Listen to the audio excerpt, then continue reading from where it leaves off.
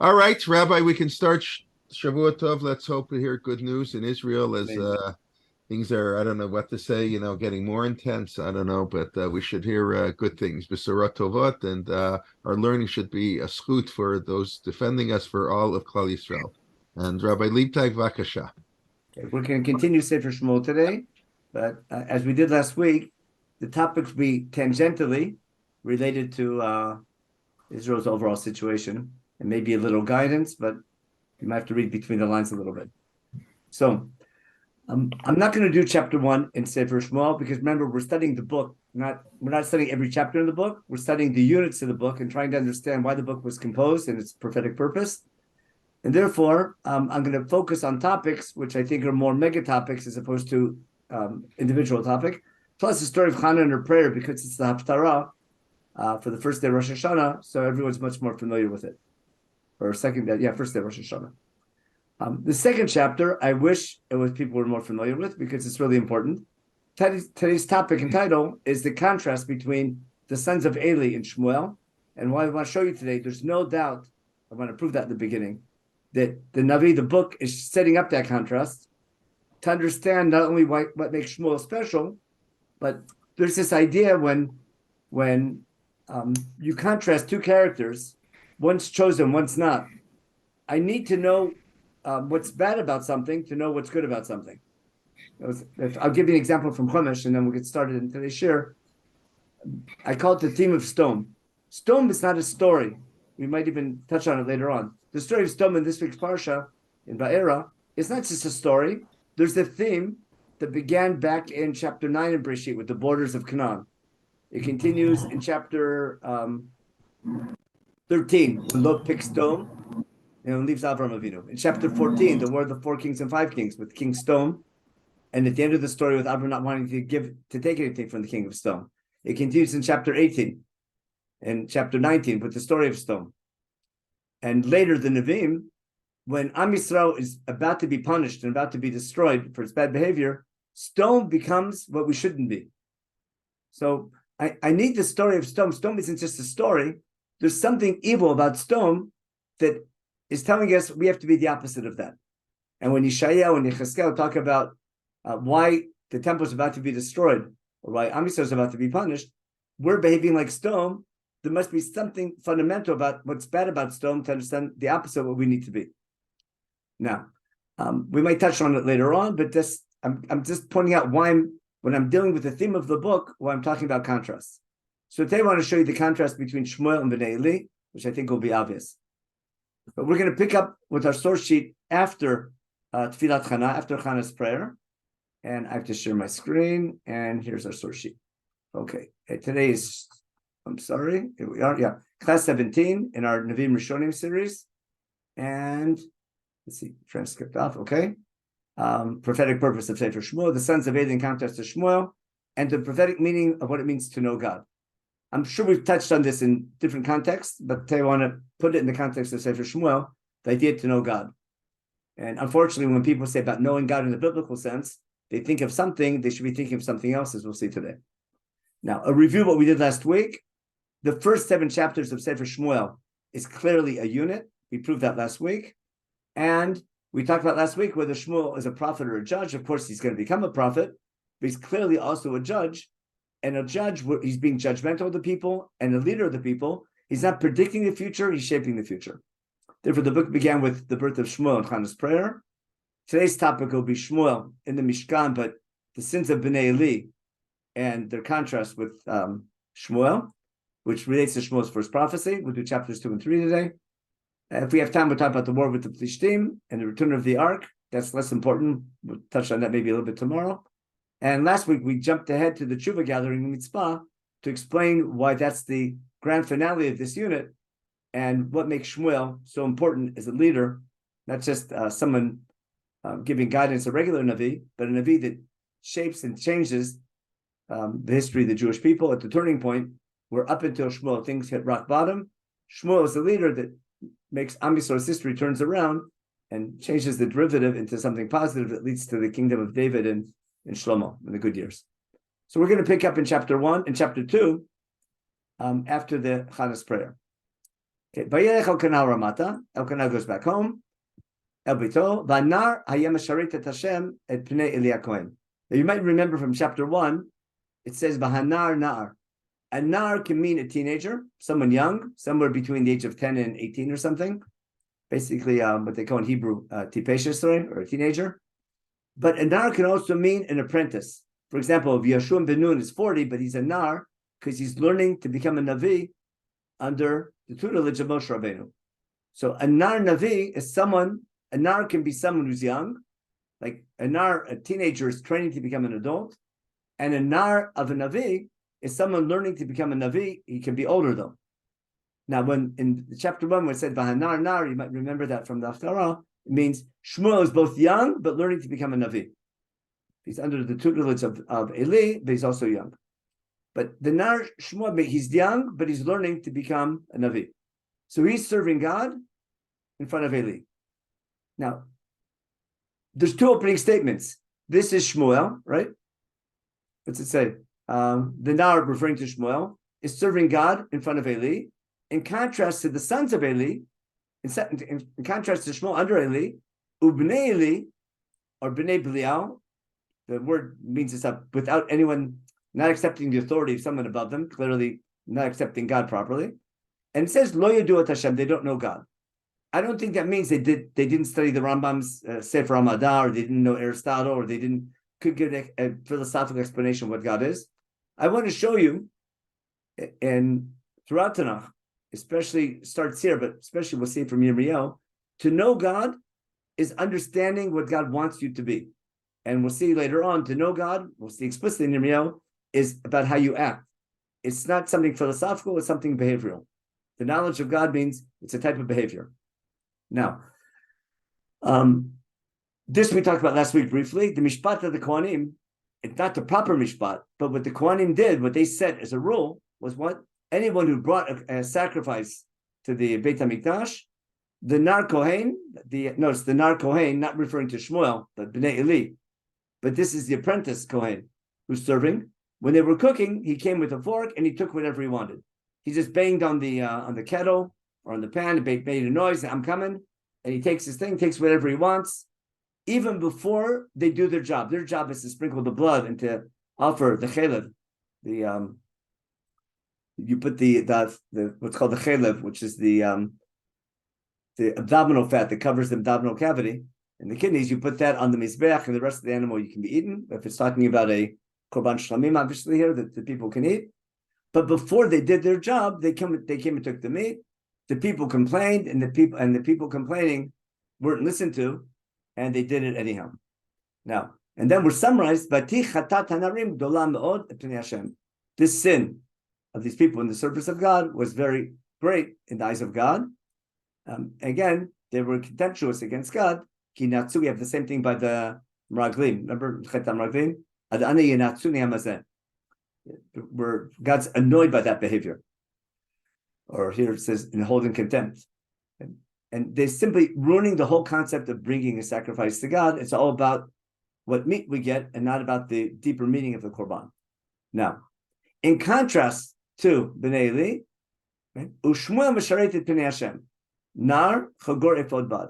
You see the contrast again? Bnei Eli, in contrast to Shmuel, who's serving God, he's a Nar and he's wearing his Bigdei Kuhuna. We'll see later his mother made him a special ephod. Okay. Eli's getting old. He hears he has rumors about what's happening and about how they would sleep with the women outside the Mikdash. We take that literally or not, you could argue, but their behavior is really bad, both in relation to kachim, in relation to the sacrifices, and how they treat the women, and how they treat the people, and their moral behavior. Okay. And he yells at them, why are you doing this? But they say, of course, the sons don't listen. And he says, if a person sins to another person, he has forgiveness. When you sin to God, who's going to pray for you? Who's going to argue for you? Remember, the palel can also mean to argue. We argue in a nice way. When you pray, you're sort of arguing your case in front of God. But they don't listen. And now, in contrast, and that's my big point today, Pasach Havav, V'anar Shmuel holech v'gedel v'tov, gam im Hashem v'gam im Menachem. If we want to understand leadership and what makes Shmuel such a great leader, Shmuel's behavior is not only good in the eyes of God, he's also very well respected and known in the eyes of the people. The people respect him. Right? He becomes greater and stronger. He's good. becomes popular, and he's in the eyes of God, he's popular, and he's nice and accepted, and also in the eyes of the people. Remember, to find favor in the eyes of man and God. Now, who this Ish Elohim becomes Teli is not clear. Is this referring to what Shmuel tells him later on in his first Nevuah? It's a different Navi, we don't know. But Eli gets rebuked by Ish Elohim, and he says, I took you out of Egypt, and I chose the Shevet of Kohen. I chose the Shevet of Levi and the Kohanim to serve me, to bring korbanot, and basically you're ruining my sacrifices. You're just ruining my name with everything you're doing, and it's not honorable at all. And basically he's rebuked. And then he tells him in Pasuk Lamed Aleph, here's the sign, your two sons are going to die, Chofni and Pinchas will die on the same day. How it's going to happen, he doesn't say, but he's saying, God's telling Eli, I've had it with your sons. They have to receive the punishment. In contrast, in contrast to Chofni and Pinchas, who can't be trusted, the people don't like, and they abuse their power, God's saying, I'm going to establish a trustworthy Kohen. It seems like that's referring to Shmuel. He'll follow me properly. I'll build for him a trustworthy house. Mishichi usually means the political leader of the people. Like Shaul is called Mashiach, later David's called Mashiach. The political leader of the people is called the Mashiach. He's going to walk in front or together. He's going to guide the political leader. Shmuel's job is going to be trustworthy, but he's not going to be eternally the political leader. He's going to make sure that the political leader goes in the ways of God. That'll be basically the underlying theme until we get to the end of the book. But again, notice Chofni and Pinchas can't be trusted, and Shmuel will be trusted. Now, one last line, which should be the end of chapter 2, is really the beginning of chapter 3. V'anar Shmuel masharit et Hashem lifnei Eli udvar Hashem haya yakar b'yemei ein chazon nifratz. The word of God was, yakar means precious, but also means, I'm looking for the word in English. Rare. Rare. Meaning, what's it mean? Why is something expensive in Hebrew called yakar? It's called supply and demand. When there's a small supply, the price goes up. And therefore, yakar can mean rare, or it can also mean expensive, but the laws of economics, that makes sense. Meaning that there were very few people who were able to deliver the message of God. Why? Because there was no one worthy of giving that message. Ein chazon nifratz, there was no vision. The Jewish people were missing a visionary. They might have a Kohanim serving in the temple in a technical position, but they weren't delivering the message of God, they weren't guiding them. In general, there's two religious leadership positions. There's the Kohen and the Navi. I want to give an analogy. Let me stop the share for a minute. Hope Rabbi Jay will appreciate this. Let's say you're in a shul and you're looking for a rabbi, there's two types of rabbis. There's rabbis that provide religious service, and there's rabbis who lead a community. There's some communities who don't want someone telling them what to do. I want a shul, I want a place to daven, I want a Jewish cemetery, I want a Kiddush club. I want a shul that's functioning, and I want a rabbi that I can make fun of his speeches. Or I want a rabbi that I can criticize, but I don't want the rabbi telling me what to do. But I want to have a shul, or a boys' club, whatever you want to call it, or a men's club. Maybe I was a bit too harsh, but I can even I want a rabbi that can paskin for me, what's kosher, find me a heter if I need, ask my questions, or blame him when children are going off the derech or something. I want a rabbi. I'm not looking for religious leadership. I need someone to tell me what's kosher, what's not kosher. I'll say even in a not even in a negative sense, in a positive sense, as opposed to a rabbi who's going to lead the community.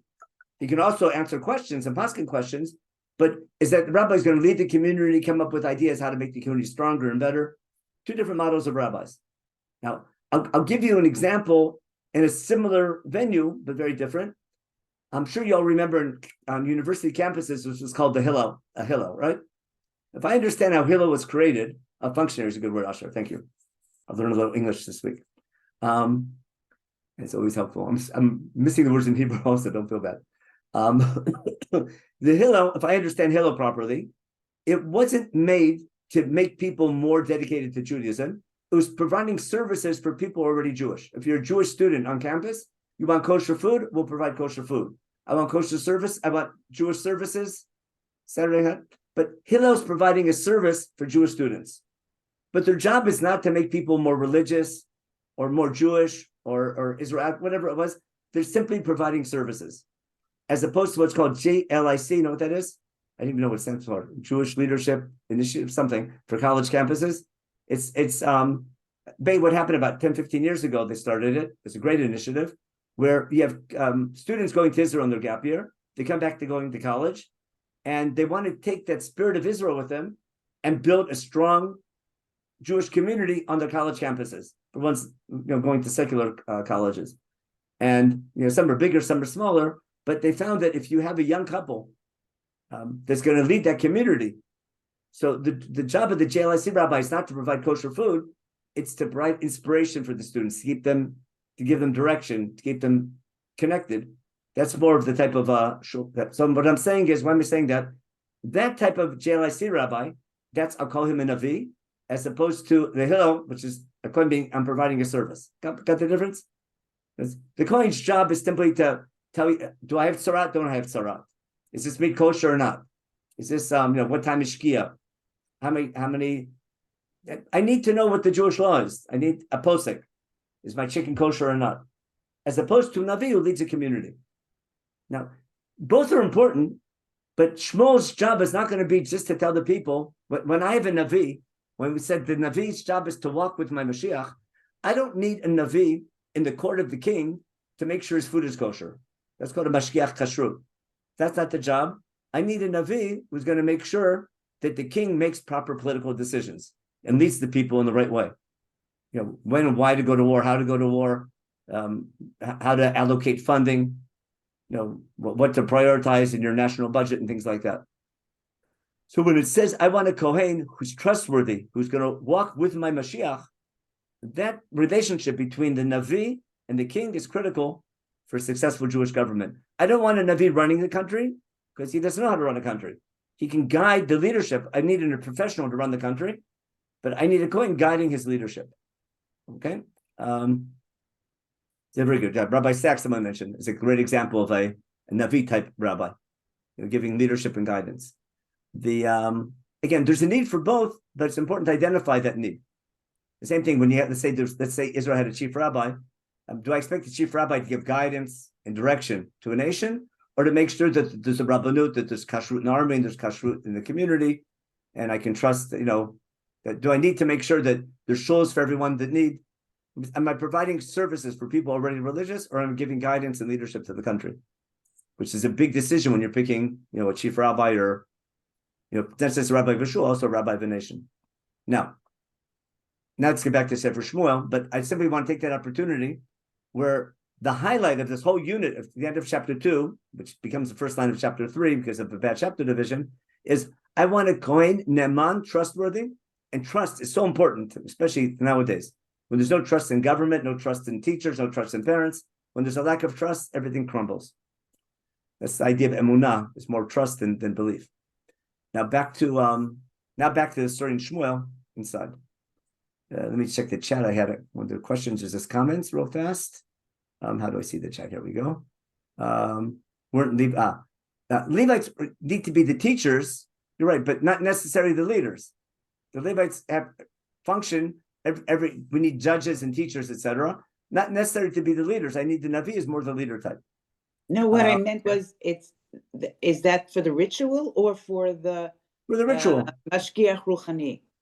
No, I think the Levi main job is to take care of the ritual. Also, you need judges to make sure this job. I need people knowing what's called Choshe Mishpat. I need Choshe Mishpat because people go to court, and Jewish law is complicated. So I need people who are experts in Jewish law. I need experts in Yerodea. I need experts in Even Ezer. We talked about last week Even Ezer. In marriage laws, etc. I need experts in Archaim. I shouldn't be little with. That's a super important job to have smicha and to know Jewish law. But that's different than a Navi. A Navi is more of a community leader. Okay? I think it's important to differentiate between that. I had the honor, you're from Toronto, Rabbi Strachler came on a mission of Menachem, but I'm friends with him from yeshiva, so he was by me for Shabbat. Rabbi Strachler he was rabbi in Toronto for many years, wasn't he? So we had a lot to talk about, and he has his twin. Remember his twins when they were born. So his twins are both in Israel this year. So they're both, one's in Gush and one's in MMY.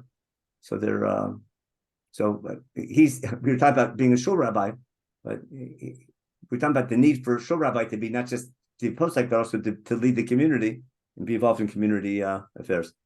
So we were talking about should a rabbi of a shul in Teaneck meet with an imam in Teaneck, with an Islam leader, and discuss how can we make sure that the different protests don't get out of hand and there's some violence in the community. That's the job of a communal leader. That's not a posek. That needs very good and careful leadership.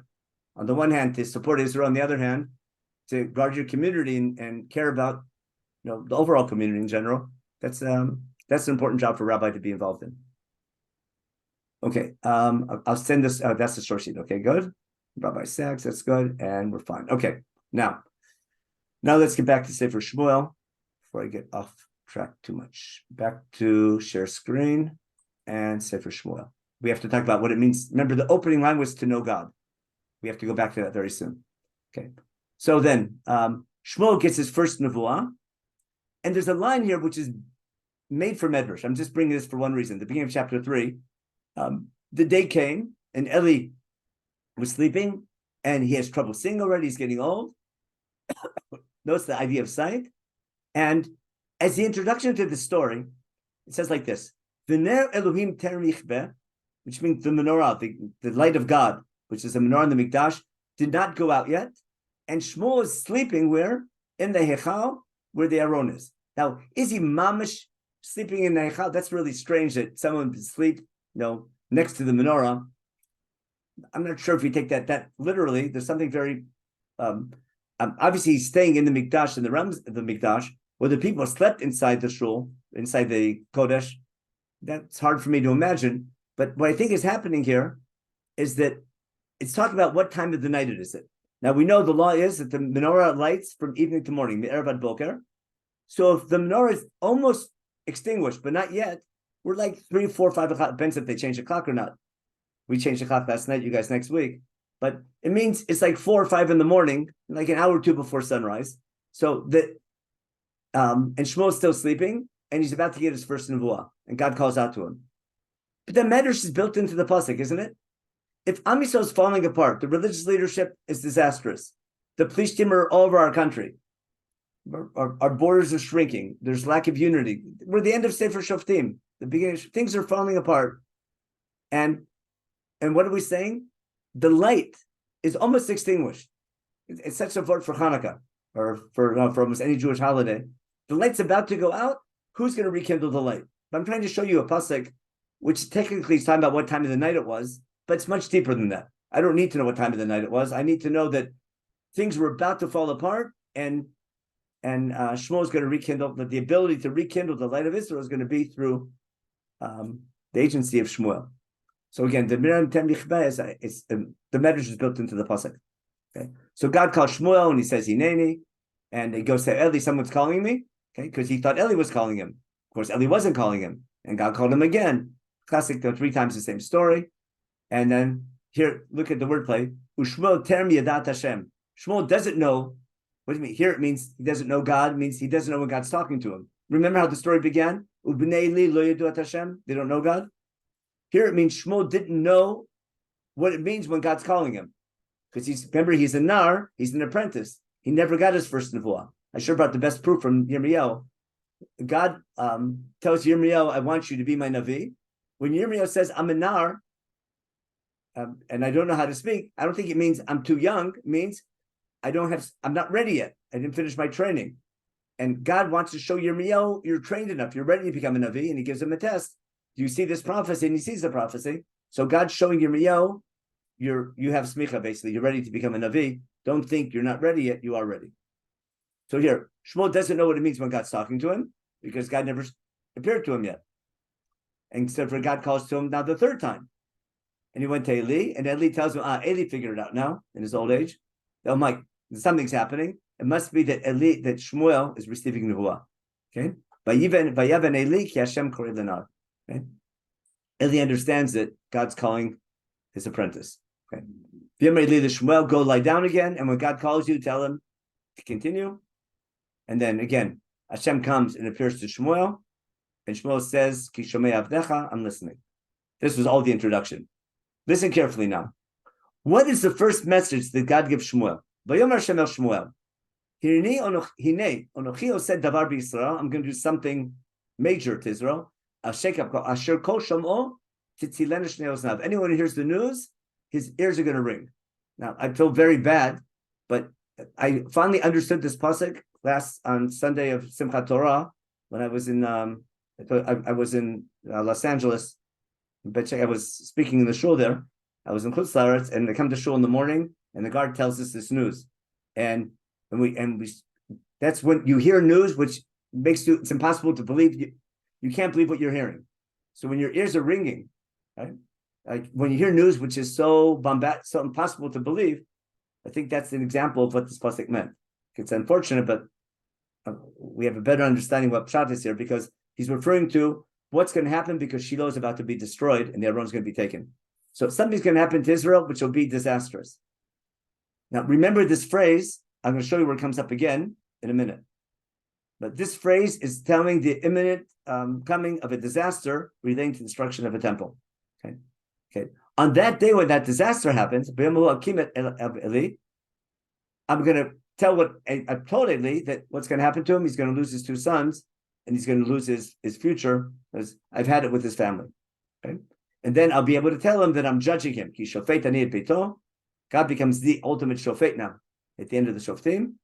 Okay, and their sin, because they knew that they were basically the curse on their children because of their behavior. Okay? So Shmuel told again,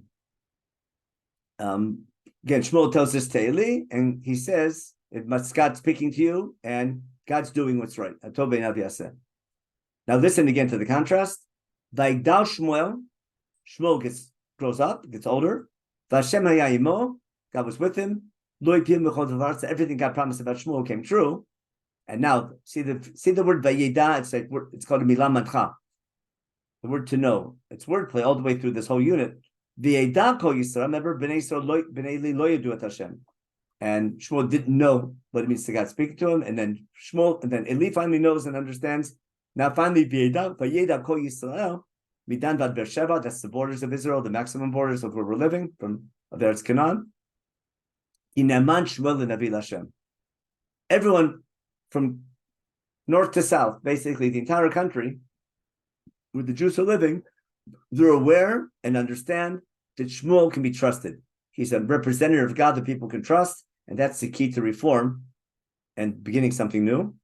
And in light of that, pun intended, Vayosef Hashem le'ero b'Shiloh, God again appears to give nevuah now in Shiloh, where the Mishkan was. God appeared to Shmuel with the word of God. Now, we just had this phrase before about titzvena shnei osnav. Let me close the screen for a minute and ask you just a quiz question. If someone asks you, when was the first temple destroyed? What would everyone say? What year? 586.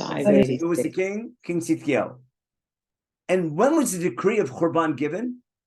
When did God decide the Churban is inevitable? Or who was the Navi who came and said the Churban is inevitable?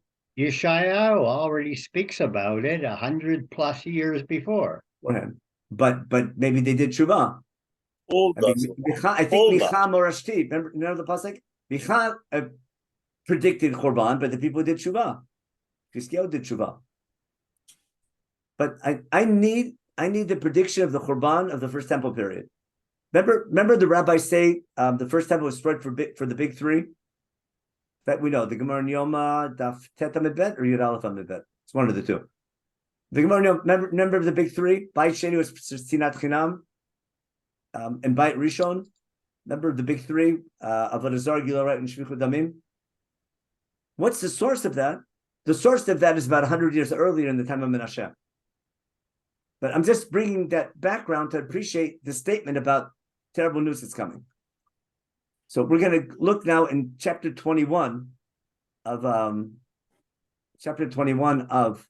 which book of Menachem Bet. I just have it on the source sheet. I don't need it. Here we go. Menachem Bet, chapter 21.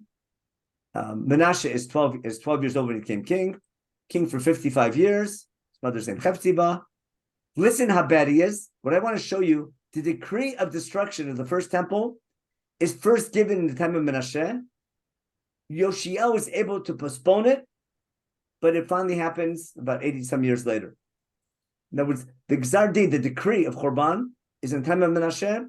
Yoshia is only able to postpone it. And Yirmiyahu tries to undo it, and so does Yoshia, but it doesn't work. But that's a class in Yirmiyahu. What's important for me now is, why is God bringing destruction? What's it say about Menashe? Here we see all big three. Vayasa Rabbi Hashem, he did evil in the eyes of God. If you remember laning on Mincha and Yom Kippur, remember the toivot of the arayot? In chapter 18, maybe we should take a quick look at it. If you, let me just stop the share for a minute. I should have put it on the source sheet, but just a reminder from Yom Kippur and Mincha. Sefer Vayikra, where are we? We'll go to Vayikra chapter 18, if I'm not mistaken. Vayikra chapter 18. We have what's called the Arayot, the forbidden relationships. But it begins with Tabnei Israel. Okay, I'm Hashem your God. Don't act like the Egyptians, okay? And don't act like the Canaanites, because they're bad behavior.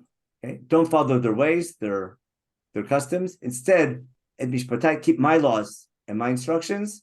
Okay, I'm Hashem your boss. That's the introduction to the second half of Vayikra. Then here's what it said: don't act like the Canaanites. Then we get list of all the arayot, all the forbidden, that's incest and all these terrible things. And then when we finish all the arayot, it says not sleeping with animals and things like that. It says al titamu b'cho ele, don't defile yourself with this type of behavior. Ki b'cho ele nitma goyim asher ani mishalech mitnechem. The nations that I'm kicking out, in order that you can take the land instead, that's how they behave, and that's why God's throwing them out. They're not being thrown out because it's your land. They're thrown out for their bad behavior. You're given the land to make better behavior. Okay? The land became tameh, and therefore I punished their sins upon them. And you better, listen carefully, you better keep all my laws, and don't do those toivot. Okay? The citizens and the stranger in your midst. Okay? Right? That's what they did. And if we don't want the land to kick you out, so if you act the way they did, the land will kick you out. Got it? Because anyone who acts in that way, they'll be cut off from as my people. Therefore, keep my laws and don't do these toivot. Now, in light of that, if I go back to my source sheet, it's crystal clear that in the time of Menashe, their behavior, which is the toivot, hagoim, asher Hashem horish, I think it's referring, if when Chazal say it was for Gilui Arayot, I think it's referring to this pasuk here, the toivot. Now we have to see Avodah Zarah. He went back, remember, he's angry with God, and he builds the Bamot again, which Chizkiel got rid of. He starts serving Baal again, and Asherah, and just like what Achav did. And then now we have idol worship. He built Mizbachot in the house of God, and he did all the things the Sefer Dvarim says you can't do.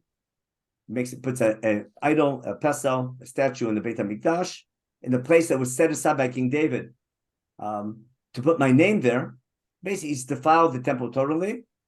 And God said, I won't kick you out of line on the Kaddish if you keep my mitzvot. They didn't listen. And Menashe leads them astray. So now we have Gilui Arayot and Avodah Zarah. We'll see Shfichutam in a minute. And God sent his Nevi'im, saying, in Yud Aleph, because Menashe did all these terrible things. He's worse than the Amorites who I kicked out. You have no right to the land. If your behavior in the land is no better than the nations that I threw out to give you the land, then you have no right to stay in the land. And he also led even all of Yehuda astray. Now listen carefully. Here we go again. Okay? That's the prediction of the temple being destroyed, just like Shiloh. Understand? The same phrase we had in Sefer Shmuel. Shmuel's very first nevuah about the destruction of Shiloh and the Aron being taken captive. Terrible news of destruction, like a calamity for the entire nation. Something that you just can't believe the news you hear.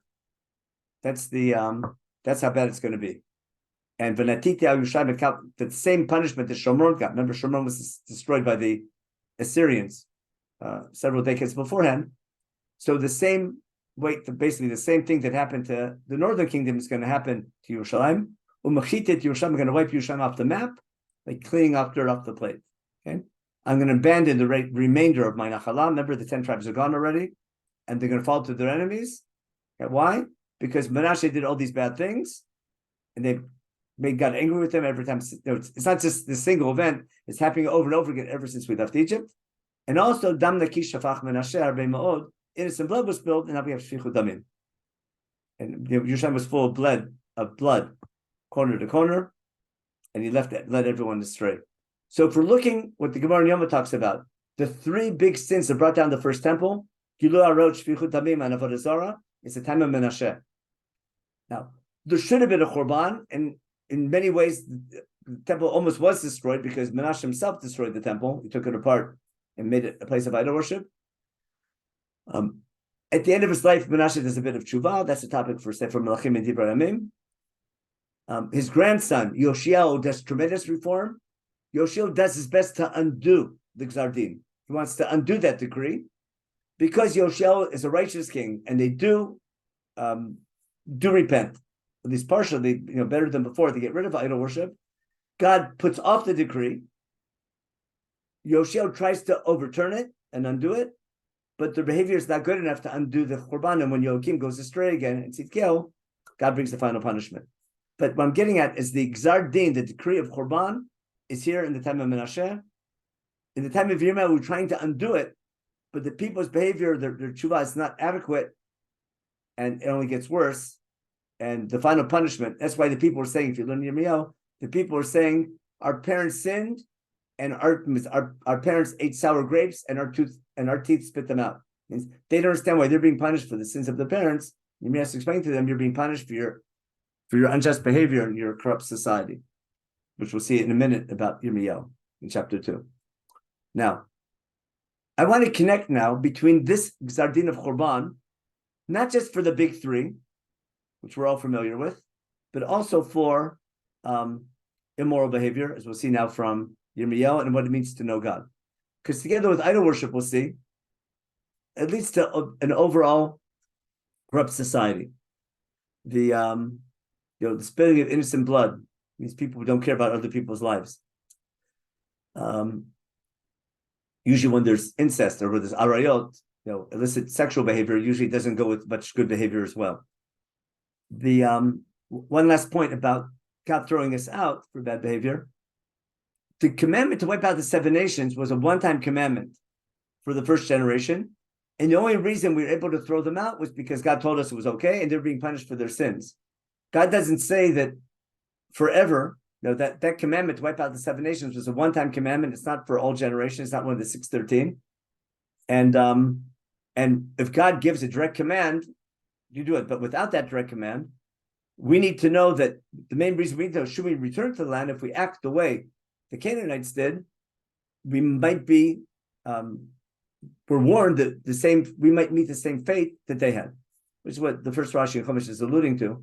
Why Chumash begins with Breshit to tell us God's giving us the responsibility of living in the land of Israel, but it doesn't belong to us, it belongs to God, and God gives it to who's ever worthy. Read that first Rashi carefully. Now,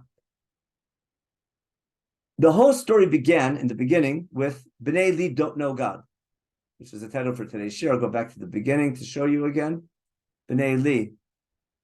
Let's just go way back to the beginning. Where are we? Remember the opening line? With the contrast. Elkanah goes home. Opening line, Bnei Li don't know God. We saw the word Yidiyah was a milah mancha, was a leitmotif throughout the entire unit. I want to show you how Yirmiyahu understood what it means not to know God. And his explanation is really surprising, But I'll show you very in the beginning this haftarah for the week before 2 weeks before Tisha B'av, this middle of the 3 weeks. Yirmiyahu is opening the Nevuah of rebuke. The first chapter of Yirmiyahu is his appointment to become a Navi. The first rebuke, his opening rebuke, is chapter 2, verse 4. Shimu Dvar Hashem Beit Yaakov. Let's listen to the word of God. Okay, and he opens saying, "What? How come people are complaining about God? Or it's why are you complaining?" Now, he's saying that people aren't asking the right questions. They're not asking, how come God isn't with us? Not where's the God, but they're asking, why isn't God with us? Why isn't he helping us? Who took us through the desert? God can help you. He can't save you when you're in trouble. They're not asking the right question. Why is it that God's not helping us now when the Babylonians come in? I brought you to this land. I gave you the good food, etc. And now he's going to summarize the leadership. Yirmiyahu's summarizing the leadership, what's bad about it. There's 4 groups of leadership. The Kohanim, okay, HaKohanim lo amru ayeh Hashem. First I'll read the pasuk. V'tov se'atra lo yidouni. We'll return to this. That's our main topic. V'haroim pashubi v'navim nivu b'ba v'achri lo yidlu halachu.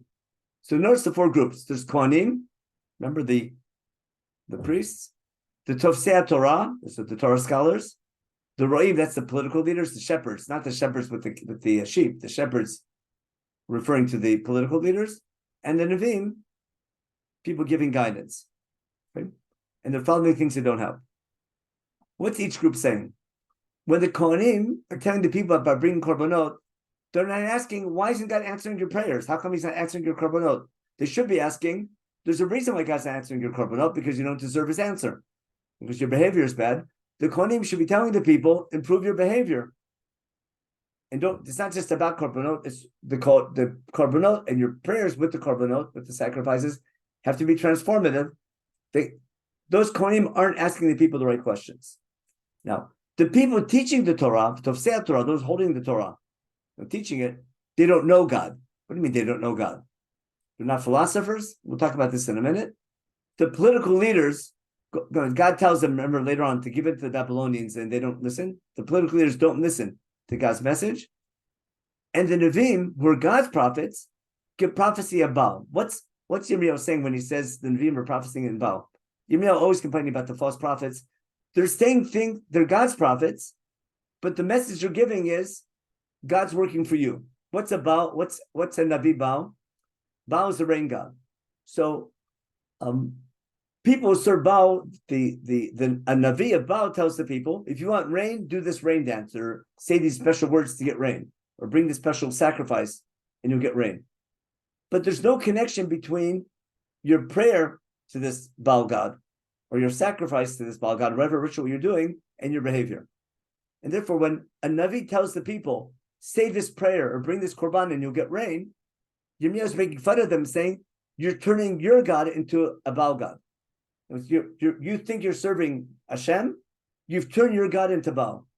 Because when God's working for you, instead of you working for God, you have a total misunderstanding what your relationship with God is about. And God's not some vending machine. You just say these magic words and you get what you need. You're not a consumer, you're an employee. So that's the Nevi'im. I want to go back to Tovsei Torah lo yidouni. What's it mean? Those holding the Torah don't know me.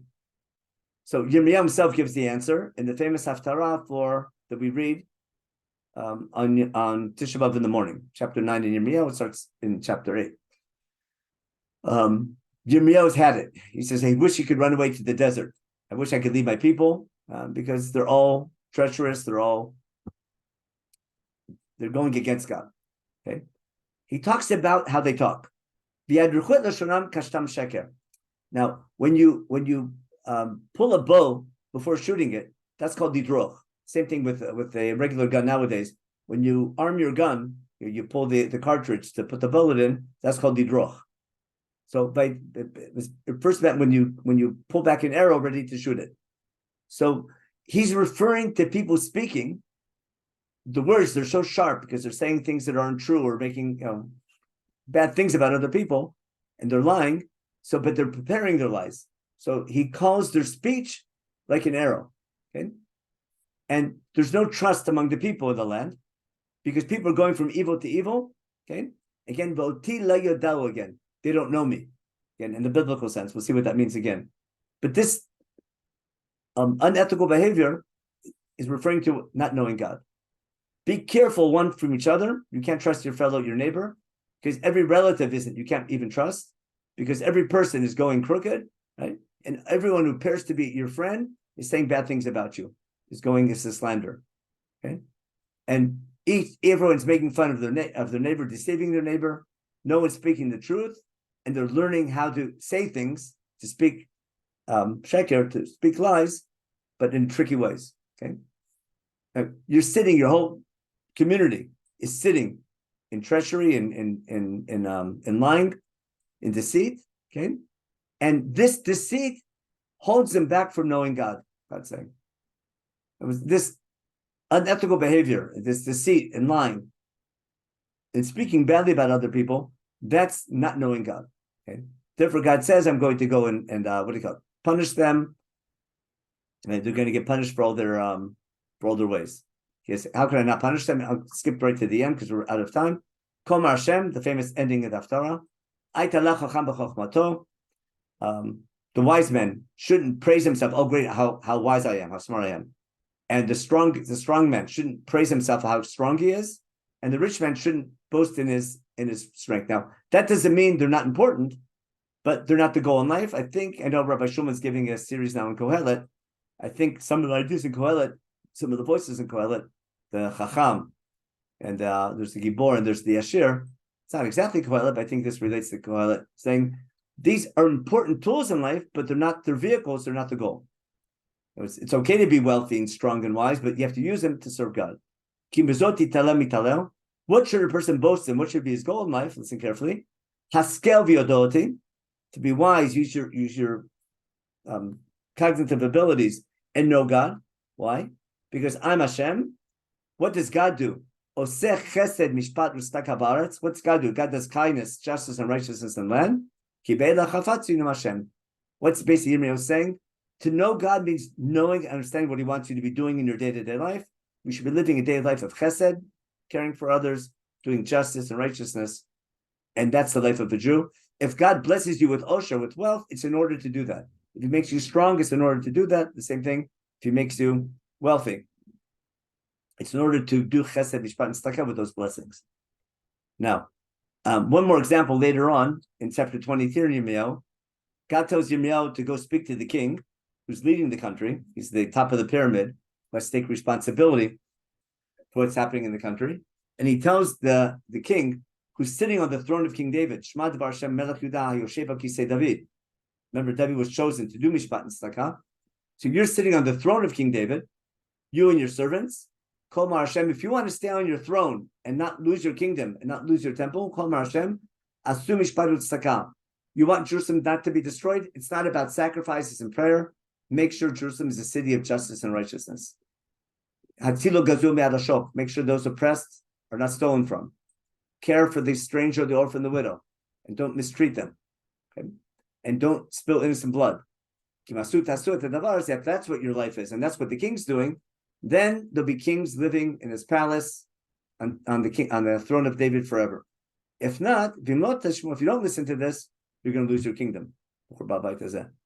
Now he goes on ranting about the kings, and now here he explains what he's saying. He says, Hoy boneh beito b'lo tzedek. He's talking about Yehoiakim. Woe the person building his palace without tzedek. That's the first floor.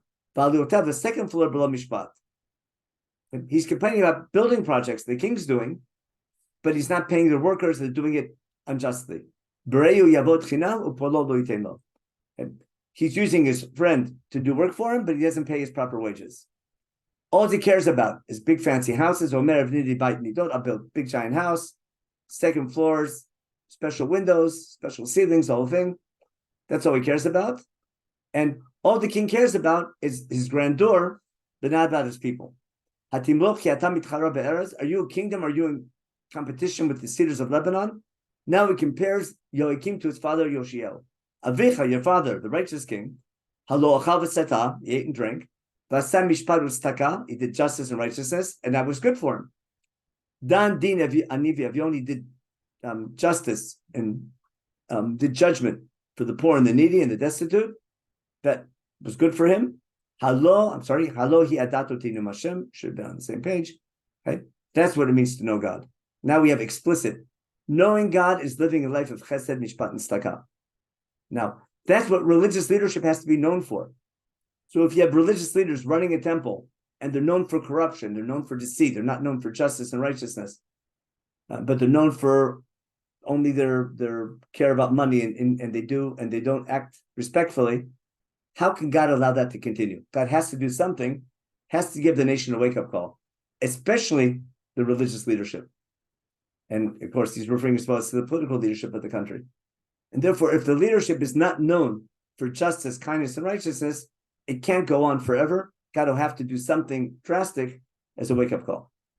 Now, that theme, why is the Rabbi using the word to know together with the Mishpat and Tzedakah? I think the source, again, is this week's Parsha. That's what I want to end with. Don't be surprised. Remember this week's Parsha in they're about to destroy Sodom, and God's deliberating. God's sharing his deliberation with Avram. Should he or should not destroy Sodom? And Chumash, now before God and Avram have their discussion, Chumash has to tell the reader why God is discussing with Avram Avinu his deliberation whether or not he should destroy Sodom. Remember, God sees there's evil behavior in Sodom. I should just go, I think we did this last week, but in case we forgot, let me stop the share for a second. In case people forgot what the sin of Sodom was. Remember, I told you it's not about what makes Sodom evil is not sodomy. What makes Sodom evil was, we'll go to Yechezkel, chapter 16. Chapter 16 in Yechezkel. Remember, Ben tell Yushan how bad they are. All their toivot. God says, you guys are worse. He goes on and on about. We say, remember this line we say at the Seder. We say this sign also, but it's not by chance we quote these at our Seder, but not for now. He goes on, but he goes on and on about how bad we are, how everything God did for us, and we just abandoned God like a cheating wife. And finally, when again we talked about comparing, remember we did this whole thing of contrast, the contrast between Bnei Eli and Shmuel. Here we have a contrast between Yerushalayim and Sodom. What's God say at the end?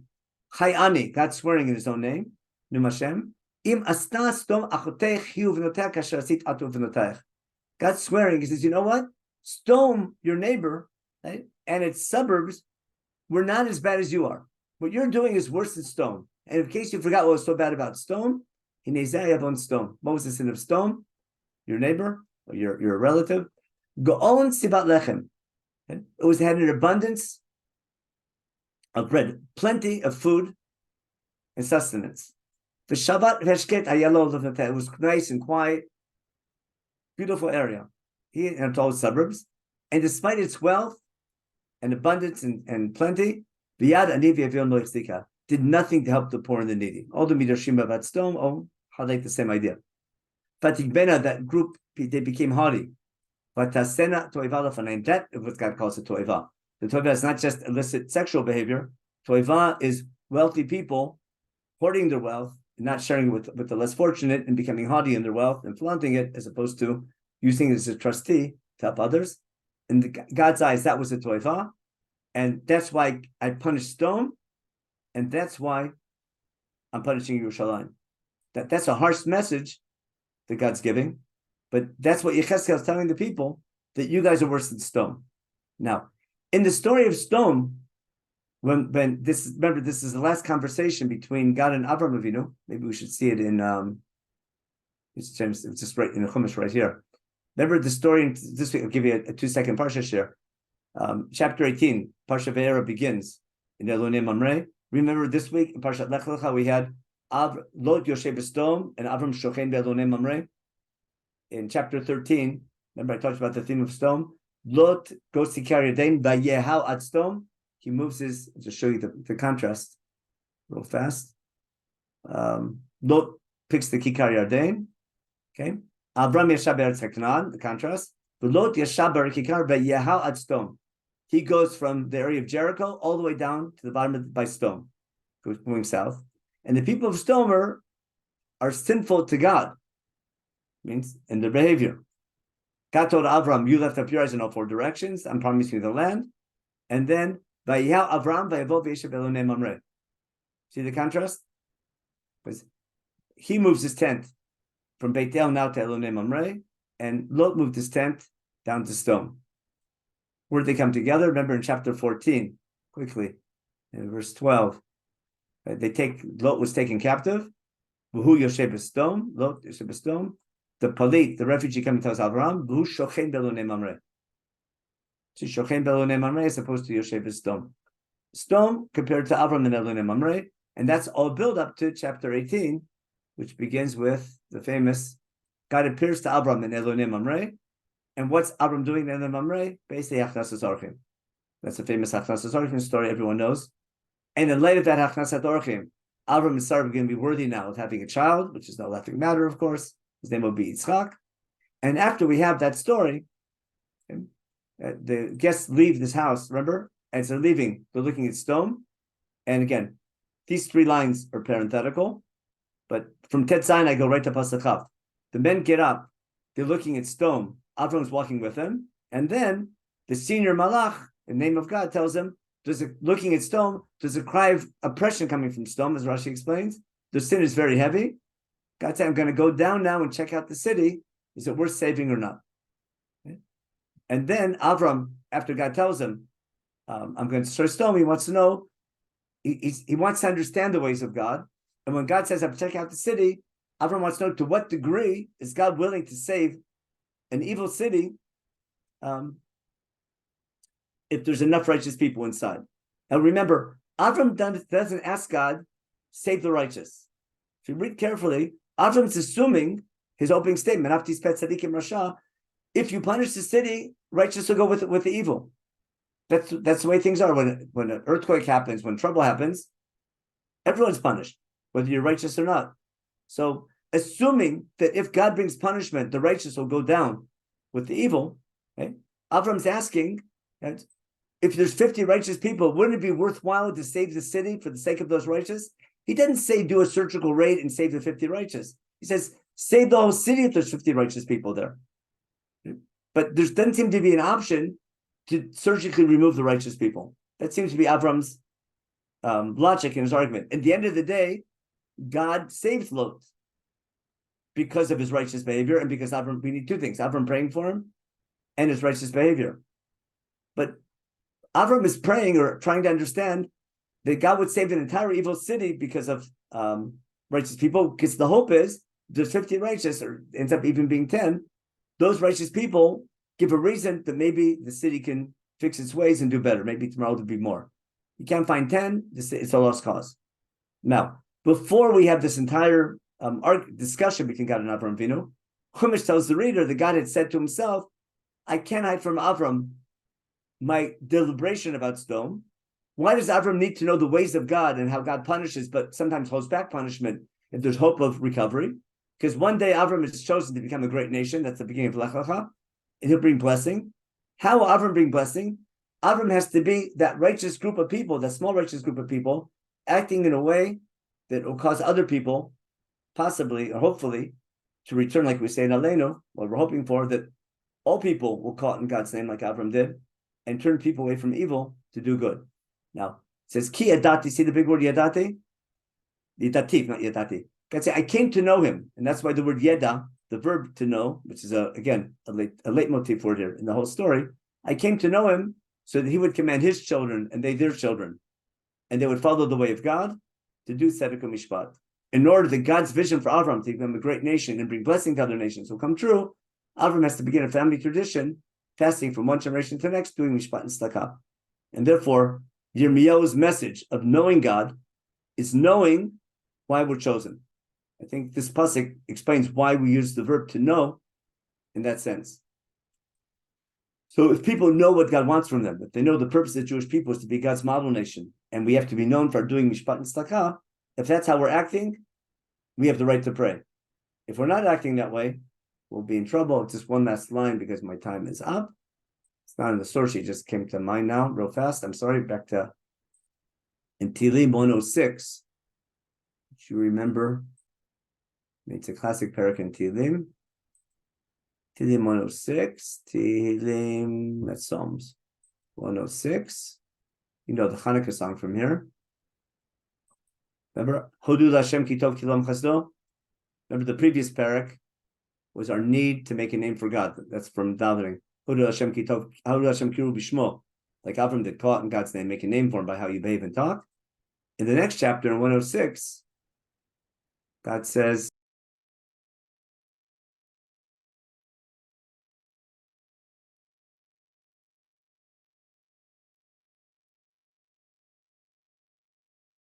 I muted myself by accident.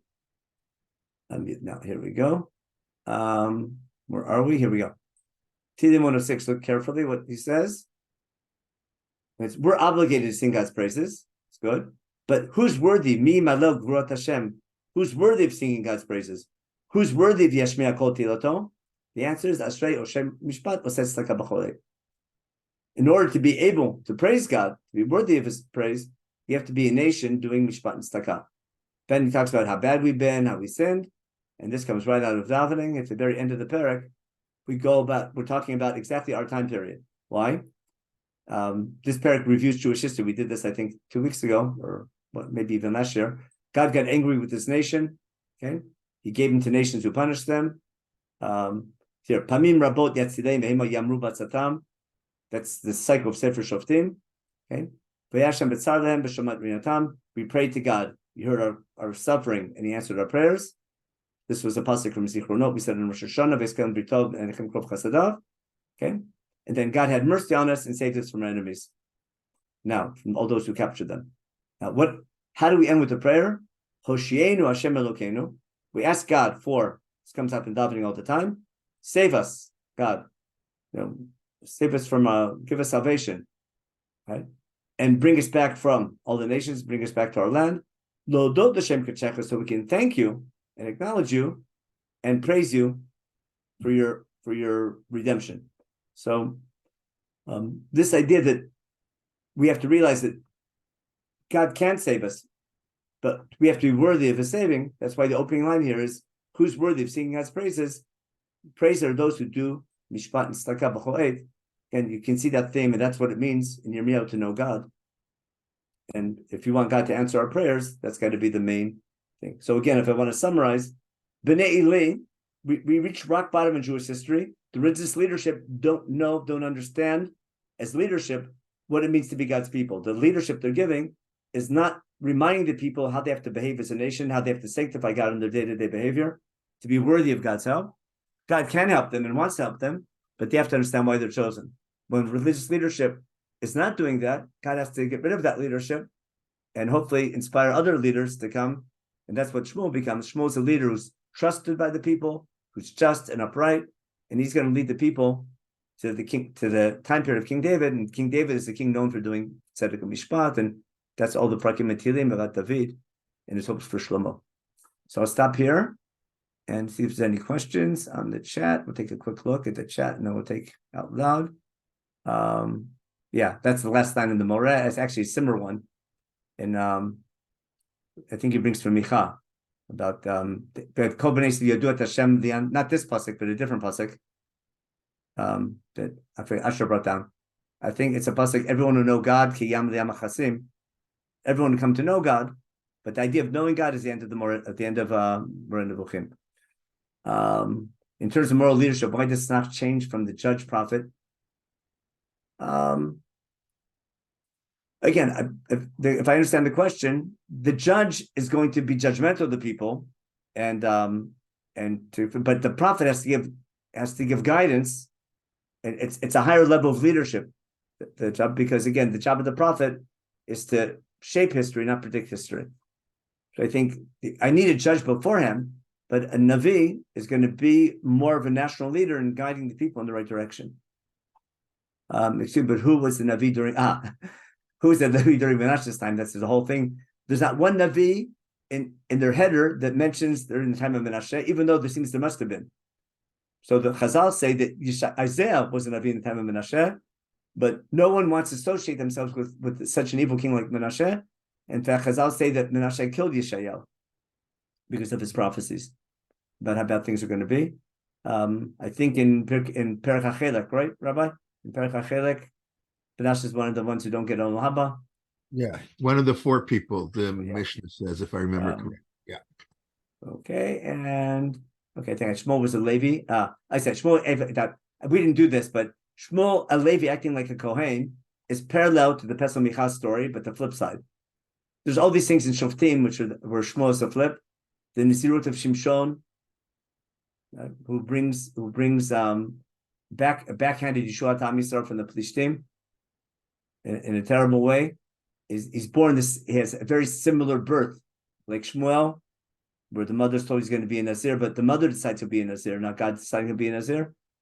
And there's these. He brings Yeshua through education, not through strength and hanging out with Delilah, and also a Kohen becoming a Levi with a special relationship with his mother. That's Pesach Micha. Remember Pesach Micha, the son steals from his mother curses and then blesses her son, and then Ish Levi becomes a Kohen. There's all these parallels between those last stories in Sefer Shoftim and the birth of Shmuel. It's called a contrasting parallel. I highlight it. And I told you that's why it makes sense that Shmuel writes Sefer Shoftim, and we can talk about Levim being teachers. Okay, any other questions real fast before we go? Again, with the tefillah that, that God answers our prayers and that we're worthy of God answering our prayers. And Baruch Hashem, the nation is very united now, doing good things together. We hope we can just keep that up, not just in times of trouble, but also in times to keep that up so we won't need trouble again. However, I don't want to do that. Does anybody know what's happening to the Market Cheetah books?